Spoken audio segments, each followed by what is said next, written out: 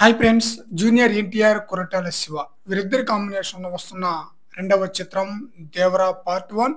ఈ చిత్రం September 27న release కాబోతుంది. ఈ చిత్రంలో జాన్వీ కపూర్ హీరోయిన్ గా నటిస్తూ ఉంటే సైఫ్ అలీ ఖాన్ మెయిన్ విలన్ గా నటిస్తున్నారు. నిన్న బైరా పాత్రకు సంబంధించిన సైఫ్ అలీ ఖాన్ పాత్ర యొక్క గ్లిమ్స్ రిలీజ్ చేశారు. చాలా బ్రహ్మాండంగా ఆడియన్స్ అయితే ఆకట్టుకుంది సైఫ్ అలీ ఖాన్ యొక్క పాత్ర.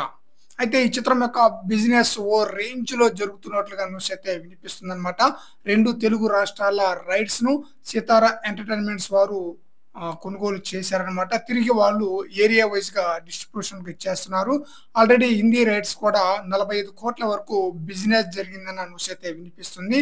బాలీవుడ్ లో బడా నిర్మాత అయిన Karan Johar north theatrical rights ను అయితే దక్కించుకున్నారనమాట. ఈ విషయాన్ని ఆల్రెడీ సోషల్ మీడియా ద్వారా ఎప్పుడో అనౌన్స్ కూడా చేశారనమాట. ఇక కన్నడ థియేట్రికల్ రైట్స్ వచ్చేసి దర్శక ధీరుడైన రాజమౌళి కుమారుడైన కార్తికేయ కన్నడ డిస్ట్రిబ్యూషన్ సంస్థ కేవీఎస్ ప్రొడక్షన్ తో కలిపి కొనుగోలు చేశారనమాట. ఇక దేవరా మూవీకి ఓవర్సీస్ లో మంచి మార్కెట్ ఉండటంతో అక్కడ డిస్ట్రిబ్యూషన్ ఎవరు దక్కించుకున్నారనేది చాలా ఇంట్రెస్టింగ్ గా ఉందన్నమాట.